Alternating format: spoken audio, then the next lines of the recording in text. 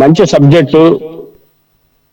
ప్రభుత్వం నిన్న 10 సూత్రాలు అనేది ఈ రోజు ప్రకటించింది కాదు. 2025 సెప్టెంబర్ అక్టోబర్ మాసంలో గవర్నమెంట్ 2-3 రోజులు చర్చించి దాదాపు 137 పేజీలతో ఒక డాక్యుమెంట్ రిలీజ్ చేసింది. అందులో సురేంద్ర గారు కూడా చదివారో లేదో పూర్తి నాకు తెలీదు. 10 సూత్రాలు, 10 సంబంధించిన 10 అంశాలకు సంబంధించింది. ఒక్కొక్క అంశానికి బొమ్మలు కూడా తయారు చేసి ఒక పెద్ద డాక్యుమెంట్ రిలీజ్ చేశారు గవర్నమెంట్. సరే, ఏ గవర్నమెంట్ అయినా, కుటుంబమైనా, వ్యక్తి అయినా లక్ష్యాలు నిర్దేశించుకోవడం అనేది ఒక సరైనటువంటి అభివృద్ధికి చేస్తామా లేదా వేరు. లక్ష్యాన్ని నిర్దేశించుకోవడం అనేది ఒక మంచి పద్ధతి, దాని వ్యూహం అంటాం. కానీ ఆ లక్ష్యాన్ని అమలు చేసి సాధించగలుగుతామా లేదా అనేది ముఖ్యం. అందులో లక్ష్యాన్ని నిర్దేశించుకోవడమే కాదు, ఆ లక్ష్యాన్ని సాధిస్తామా లేదనేది నిర్దేశించుకోవాలి. ఇప్పుడు ఆ లక్ష్యంలో సురేంద్ర గారు చెప్పారు, రామారావు మాట్లాడాడు, బాబ్జీ గారు చెప్పారు. అందులో ఏమున్నాయంటే ఒక 5 కీలకమైన అంశాలు పెట్టారు. ఒకటి, వచ్చే 2047 నాటికి రాష్ట్రంలో $2.4 ట్రిలియన్ అభివృద్ధి చేయడం లక్ష్యంగా పెట్టారు. అంటే $2.4 ట్రిలియన్. కేంద్ర ప్రభుత్వం పెట్టుకున్నది $4 ట్రిలియన్. ఇప్పుడు $7 ట్రిలియన్ పెట్టుకున్నది. ప్రపంచంలోని అత్యంత వేగవంతంగా అభివృద్ధి చెందుతున్నటువంటి చైనా 17 ట్రిలియన్. అంటే భారతదేశమే ఇప్పుడు $4.4 ట్రిలియన్ లక్ష్యం. మరి ఆంధ్రప్రదేశ్ వచ్చే 20 ఏళ్ల నాటికి $2.4 ట్రిలియన్ అంటే ఇది ఏ రకంగా చెప్పాలో ఆ లెక్కలు మీకు. అంటే $1 ట్రిలియన్ అంటే మన డబ్బును ఇప్పుడు పట్టుబడితే ₹1 90, $1 90 అనుకుంటాం. అంటే 96 లక్షల కోట్లు. $1 ట్రిలియన్ అంటే 96 లక్షల కోట్లు రూపాయలు మన డబ్బుల్లో లెక్కేసుకుంటే. మరి 2.4 అంటే మీరు లెక్కేసుకోండి. 2, ఇప్పుడు సగటున కుటుంబము సుమారుగా 2,56,000 లబ్ధి పొందుతుంది. వచ్చే 47 నాటికి దాదాపు 40 లక్షల రూపాయలు ప్రతి కుటుంబం సంపాదించడమే ముఖ్యంగా పెట్టుకున్నారు. నేనేమంటున్నానంటే లక్ష్యం పెట్టుకోవడం మంచిది. ఇది సాధ్యమా? ఇది ఎక్కడైనా సాధించామా? సేమ్ ఇదే గవర్నమెంట్ 2020లో విజన్ 2020 అని పెట్టింది.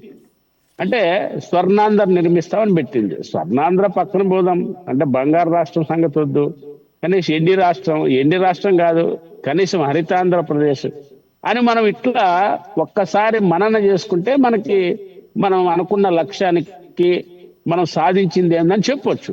ఇప్పుడు ఉదాహరణకి బాబ్జీ గారు ఉన్నారు, నేను 50 కిలోమీటర్లు పరిగెత్తగలను అంటే అది సాధ్యమయ్యే లక్ష్యం పెట్టుకున్నాను అంటే సాధ్యమయ్యే పనేనా?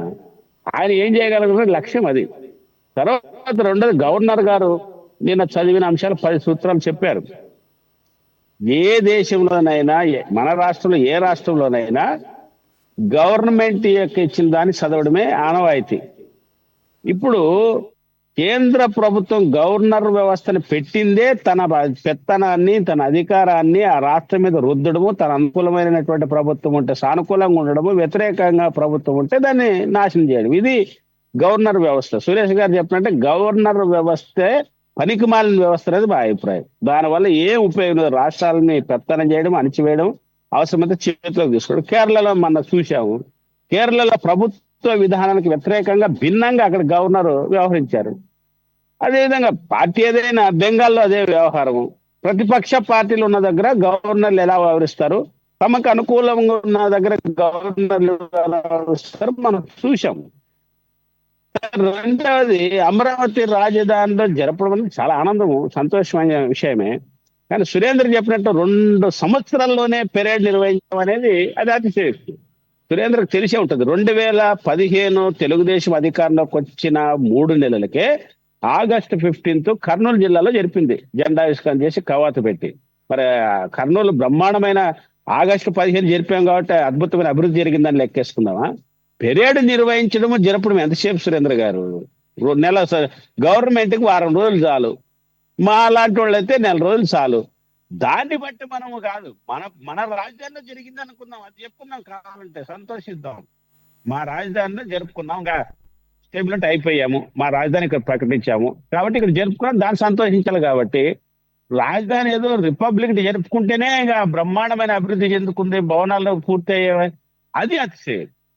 ఇప్పుడు మనము మన రాజధాని సంగతి అది పెడితే, మీరు దీంట్లో కీలకమైన అంశాలు మర్చిపోయారు. ఇప్పుడు ఆర్థిక రాజధానిగా విశాఖ, రాజధానికి పైన ఆర్థిక మెగా సిటీగా అన్నారు. అదేవిధంగా 20 లక్షల ఉద్యోగాలు అన్నారు. నేను మీకు లెక్కలు, వివరాలు, ఆధారాలతో సహా కావాలంటే పంపిస్తాను.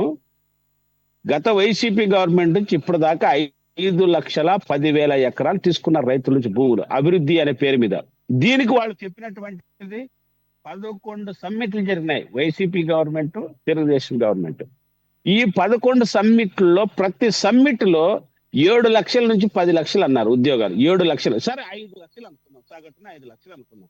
11 సమ్మిట్లకి మీరైనా వారైనా ఎన్ని సమ్మిట్లు? 11 సమ్మిట్లు జరిగాయి. 11 సమ్మిట్లకి లెక్కేసుకుంటే 55 లక్షల మందికి ఉద్యోగాలు రావాలి మన రాష్ట్రంలో. నేను ఈరోజు ఛాలెంజ్ చేస్తున్నాను, 55 లక్షలు గత గవర్నమెంట్ కానీ మీరు కానీ 55 లక్షలు వద్దు, 55,000 సాఫ్ట్వేర్ కానీ ఉన్నతమైన ఉద్యోగాలు కల్పించారని నేను అడుగుతున్నాను. ఏ ఉద్యోగాలు ఇచ్చారు? మీరు సత్యసాయి జిల్లా నుంచి కియా ఫ్యాక్టరీ నుంచి మొదలు పెట్టుకుంటే శ్రీకాకుళం, విజయనగరం జిల్లా వరకు లెక్కేస్తే 32-33 కొత్త పేరు మీద ప్రాజెక్టులు తెచ్చారు. ఎక్కడన్నా 1000 మందికి 1 లక్ష రూపాయలు ఉద్యోగాలు వచ్చాయి 1000 మందికి అనేది మీరు ఎక్కడైనా ఇచ్చారా? అంత అక్కర్లేదు. రాష్ట్ర రాజధాని సచివాలయానికి 35,000 ఎకరాలు రైతుల నుంచి తీసుకున్నారు. ఒక్కరికి ప్రభుత్వ ఉద్యోగం రైతు బిడ్డలకు మీరు ఇచ్చారా? గత ప్రభుత్వం, వైసీపీ ప్రభుత్వం ఇప్పుడు 12 సంవత్సరాలు అయింది రాజధాని మనం ప్రకటించి. ఈ 12 ఏళ్ళ భూములు సేకరించి 35,000 ఎకరాలకు సంబంధించిన రైతులకు ఈ రోజుకి పూర్తి న్యాయం ఏ రైతుకు చేయలేదు. మన ఒక రామారావు అనే, ఈ రామారావు కాదు, మన ఒక రామారావు అనే రైతు సూసైడ్ చేసుకుని చనిపోయాడు. మరి ఇప్పుడు రెండోసారి ఇప్పుడు కూలింగ్ కోసం వెళ్తున్నారు. నేను ఈ రోజు ఇదే రోజు కంచికచర్లలో ఔటర్ రింగ్ రోడ్డు పేరు మీద మీ సురేంద్ర, మీ తెలుగుదేశం సంబంధించిన నాయకులే నన్ను ఆహ్వానించారు. సార్ మా దగ్గర భూములు తీసుకుంటున్నారని, ఆ ఫోటోలు మీకు పెడతాను. ఇప్పుడు నేను మధ్యాహ్నం అక్కడి నుంచే వచ్చాను. ఔటర్ రింగ్ రోడ్డుకి ప్రపంచంలో ఎక్కడ 70 మీటర్లకు మించి భూమి లేదు, అంటే అంతకంటే విడతలో తీసుకోలేదు. ఇక్కడ కేంద్ర ప్రభుత్వం 70 మీటర్లు వెడల్పు అన్నది, మరి రెండోసారి 125 మీటర్లు అన్నారు. ఇప్పుడు 250 మీటర్ల వెడల్పుతో 4,854 ఎకరాలు ఇప్పుడు భూసేకరణ చేశారు. నేను ఏమంటానంటే, భూములు తీసుకోవడం కూడా అభివృద్ధి కోసం తీసుకోవడం తప్పు కాదు, మేము అభివృద్ధికి వ్యతిరేకమో కాదు. కానీ ఎక్కడ అభివృద్ధి, ఎవరికి అభివృద్ధి? మీరు మీ లక్ష్యంలో మన 11వ తేదీ జరిగినటువంటి క్యాబినెట్ లో ఈ రాష్ట్రంలో రిలయన్స్ కి 5 లక్షల ఎకరాలు ఇవ్వడానికి మీరు అగ్రిమెంట్ చేసుకున్నారా? సురేంద్రకు తెలీదు. 5 లక్షల ఎకరాలు రిలయన్స్ కి. ఈ రాష్ట్రంలో ఉన్నటువంటి విలువైన భూములన్నీ అదానికి, అంబానికి కట్టిపెట్టి ప్రైవేటు వాడికి మనం గవర్నమెంట్ తీసుకొని ఇచ్చి వాడు తన్నుకొని పోవడానికి అభివృద్ధి అంటే ఇది ఎట్లా అభివృద్ధి అవుతుంది? నువ్వు పెట్టు, తిరుపతిలో ఒక పరిశ్రమ పెట్టు, కడపలో ఉక్కు పరిశ్రమ ప్రారంభించు, విశాఖపట్నం పునః ప్రారంభించు, రైలు వ్యాగన్లు పెట్టు, కర్నూలులో పెడతామని చెప్తుంది, వచ్చేసింది రైలు వ్యాగన్లు మా దగ్గర అంటారు, పెట్టలేదు. ఇప్పుడు మీ చేతిలో గవర్నమెంట్ ఉంది. ఉపాధి హామీ చట్టాన్ని అత్యంత దుర్మార్గంగా నడి మధ్యన గొంతు కోసింది ఈ ప్రభుత్వం, బీజేపీ ప్రభుత్వం. ఆ చట్టాన్ని మారితే అందులో మీకు పాపం లేదా? 25 మంది మన రాష్ట్రంలో ఎంపీలు, మీరు 20, వాళ్ళిద్దరు మీరు 23 మంది, మీ 25 మంది ఎంపీలు మేము ఉపాధి హామీ చట్టాన్ని ఉసురు తీస్తే మేము ఒప్పుకోము. ఎంత దుర్మార్గం అండి! భారత జాతి పిత మహాత్ముని పేరు మారితే మాట్లాడని వాళ్ళు మీరు, ఏ హక్కు ఉంది మీకు?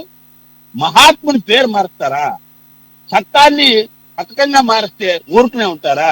మరుసటి రోజు వెళ్ళి అమిత్ షాతో ప్రధానమంత్రితో కలిసి, అయ్యా ఉపాధి హామీ చట్టం వల్ల ప్రతి ఏడాది మాకు 8,000 కోట్లు వచ్చేవి, ఇప్పుడు 40% మీరు తగ్గించేశారు, ఆ 40% వల్ల 4,000 కోట్ల రూపాయలు మేము నష్టపోతున్నాము, ఆ చట్టము మీరు ఏమైనా చేసుకోండి, మాకు నిధులు ఇవ్వండి అని అడుగుతారు. నేనేమంటానంటే, చట్ట ప్రకారంగా ఉన్నప్పుడే పోలవరంకే ఇవ్వని వాళ్ళు స్కీమ్ గా మార్చినప్పుడు మన రాష్ట్రానికి నిధులు ఎలా రాగలుగుతాయి? అంటే ఈ చట్టాన్ని రాష్ట్రాలు భరించే శక్తి లేవు, రాష్ట్రానికి అంత శక్తి ఏ రాష్ట్రానికి లేవు. నేను తెలుగుదేశం కూటమి ప్రభుత్వం ఆంధ్రప్రదేశ్ అడుగుతున్నా. ఇప్పుడు 8,000 కోట్లు వస్తే ఇది కేంద్రం నుంచి 7,000 కోట్లు వాడు భరించేవాళ్ళు, 1,000 కోట్లు మనం ఇచ్చేవాళ్ళం. ఇప్పుడు 4,000 కోట్లు ఉపాధి హామీకి మనం భరించే శక్తి మనకు రాష్ట్రంలో ఉందా? యాజ్ అండ్ టుడే 381 crores కూలీలు చేసిన పనికి నిధులు రాలేదు. అందుకోసమే అభివృద్ధి అంటే what is the development? Development అంటే ఏంటి? డెవలప్మెంట్ అంటే మీరు అన్నారు ప్రతి ఎకరాకి నీళ్ళు ఇస్తామని. ప్రతి ఎకరాకి నీళ్ళు ఇవ్వాలి, ఆ నీటికి భూమికి అభివృద్ధి కావాలి, వాళ్ళకి ఇన్పుట్ సబ్సిడీలు ఇవ్వాలి, రైతులకు బ్యాంకు రుణాలు ఇవ్వాలి, వాళ్ళ పంటకు గిట్టుబాటు ధరలు కల్పించాలి. అదే విధంగా పంటల ఆధారంగా పరిశ్రమలు పెట్టాలి. ఆ పరిశ్రమల ద్వారా ఉపాధి అవకాశాలు దొరుకుతాయి తప్ప ప్రభుత్వ ఉద్యోగాలే రావాలంటే రాలేవు. ఇప్పుడు రామారావు చెప్పినట్టు ఒక్క ఉద్యోగం రాలేదు, వచ్చినాయి. గవర్నమెంట్ వచ్చినప్పుడు కొన్ని పోస్టులు భర్తీ చేసింది, ఉపాధ్యాయ పోస్టులు భర్తీ చేసింది, కొంత చేసింది. ఏమి చేయలేదని చెప్పడానికి అవకాశం లేదు, చేసింది. మీ గవర్నమెంట్ లో సచివాలయాల పేరు మీద దాదాపు 1,00,000 మందికి పైగా చేశారు. కానీ తెలుగుదేశం ప్రభుత్వం చెప్పిన దానికి చేసిన దానికి చాలా వ్యత్యాసం ఉంది. ఆ వ్యత్యాసం ఉండకూడదు. మీరు చాలా విషయాలు చెప్పారు. మేము వచ్చిన వెంటనే ప్రతి ఒక్కరికి ఉద్యోగాలు ఇస్తాం, 1,20,000 పోస్టులు ఫిలప్ చేస్తాం. ఆంధ్రప్రదేశ్ లో రకరకాల పోస్టులు 1,20,000 అన్నారు. మీరు ఇప్పుడు దాకా 16,000 చేశారు. 2 ఏళ్లు గడుస్తుంది, చేయలేదు. మహిళలకు అనేక హామీలు ఇచ్చారు. కేరళ తరహాలో సంక్షేమ బోర్డు తెస్తామన్నారు. కేరళ తరహాలో సచివాలయాలకి 73-74 రాజ్యాంగాన్ని తప్పకుండా అమలు చేస్తాం అంటున్నారు. ఏమున్నాయి ఈరోజు? ఒక్క పంచాయతీ సర్పంచ్ దగ్గర రూపాయి లేదు డబ్బులు. కేంద్రం నుంచి ఏదన్నా డబ్బులు వస్తే, గత వైసీపీ ప్రభుత్వం ఏమో రాత్రి డబ్బులు వస్తే పొద్దున చేస్తున్నది. ఇప్పుడు రోడ్డు అంటున్నారు. సురేంద్ర, నేను నిన్న జరిగింది చెప్తున్నాను. సురేంద్ర బాగా పేపర్లు చదువుతాడు అనుకుంటున్నాను. నిన్న రంపచోడవరం కాన్స్టిట్యున్సీలో అడ్డతీగల, మీకు తెలుసు అడ్డతీగల అంటే చారిత్రక వైసీపీ నాయకుడు గతంలో ఏం చేశాడో మనకు తెలుసు. అడ్డతీగల మండలంలో దాదాపు 16 యాక్సిడెంట్లు జరిగి 4 చనిపోతే, రోడ్డు వేయకపోతే మొత్తం స్వచ్ఛందంగా మా కార్యకర్త ఒకడు నిరసన 10 మందితో మొదలు పెడితే 2 రోజులు రాత్రి పగలు 2,000 మంది, అందులో తెలుగుదేశం కార్యకర్తలు వచ్చారు, వైసీపీ వాళ్ళు వచ్చారు, అందరూ కలిస్తే అనివార్యంగా వచ్చి అప్పుడు ఆ రోడ్డుకి వ్రాత మూలకంగా ఫిబ్రవరి 12వ తేదీన రోడ్డు వేస్తామని పెట్టారు. అంటే మన రాష్ట్రంలో రోడ్లన్నీ నెయ్యెత్తుకున్నట్టు సురేష్ చెప్పాడు కాబట్టి నేను అవన్నీ చెప్పను. నెయ్యెత్తుకున్నట్లు ఎక్కడో అక్కడ రోడ్డు ప్యాక్ చేసేసినట్లు కాదు. అందుకోసమే చేసింది చాలా నామినల్, చేయాల్సింది మనకు చాలా ఎక్కువ ఉంది. బట్ అది చెప్పుకుంటే ఉపయోగం తప్ప 2 ఏళ్లలో స్వర్గం సృష్టించాం అంత అయింది అనేది కాదు. అదే విధంగా అదే గవర్నర్ గారి గురించి మనం చెప్పుకుందాం. నేను ఎందుకంటే బహిరంగంగా లైవ్ లో చెప్పుకోవడం మంచిది కాదు. ఆయనకి గవర్నర్ పోస్ట్ ఎలా వచ్చిందో అందరికీ తెలుసు. మరి సురేంద్రకు తెలుసో లేదా ఆ విషయము, ఆయన ఎక్కడి నుంచి వచ్చాడో మాకు తెలుసు. కానీ ఒక గౌరవం పదవిలో ఉన్నప్పుడు వ్యక్తిగతంగా దూషించడం మా లక్షణం కాదు, మేము ఆ పద్ధతి కాదు. గవర్నర్ వ్యవస్థే పనికి మారిన వ్యవస్థ. ఆ రాష్ట్రాల్లో అభివృద్ధికి దండగ మారిన వాళ్ళకి డబ్బులు ఖర్చు పెట్టాడు ప్రభుత్వాలు. అందుకోసమే ప్రభుత్వాలు లక్ష్యాలు పెట్టుకోవాలి, ఆ లక్ష్యాన్ని సాధిస్తామా లేదని పెట్టుకోవాలి. ఆ లక్ష్యాలు ప్రతి 6 నెలలకో 3 నెలలకో ప్రభుత్వం సమీక్ష చేసి ఎంత సాధించాం ఎంత సాధించలేదు. అందుకోసమే ఒక్కసారి మనం ఆశించాల్సింది ఏంటంటే గణతంత్ర దినోత్సవం చెప్పుకోవడం ఆహ్వానించదగ్గం. రెండవది మనం అందరం చర్చించాం. 6 నెలల క్రితం గవర్నమెంట్ అధికారికంగా ప్రకటించమని చెప్తే మన వాళ్ళు ఫైల్ తిరిగి పంపించారు. ఆ ఫైల్ ఎక్కడి దాకా వచ్చింది? రాజధాని అమరావతిని అయిపోయిందా? ఇవన్నీ మనం చెప్పుకుంటే మంచిదే. అందుకోసం ప్రభుత్వం లక్ష్యం పెట్టుకోవడం మంచిదే, కానీ ఆ లక్ష్యం సాధిస్తామా లేదనేదే మన ముందున్నటువంటి కర్తవ్యం. సురేంద్ర గారు, మీ టర్న్ వచ్చినప్పుడు మీరు కావాలంటే ఒక పాయింట్ యాడ్ చేయొచ్చు. I can't give any more time, it's already 1 hour.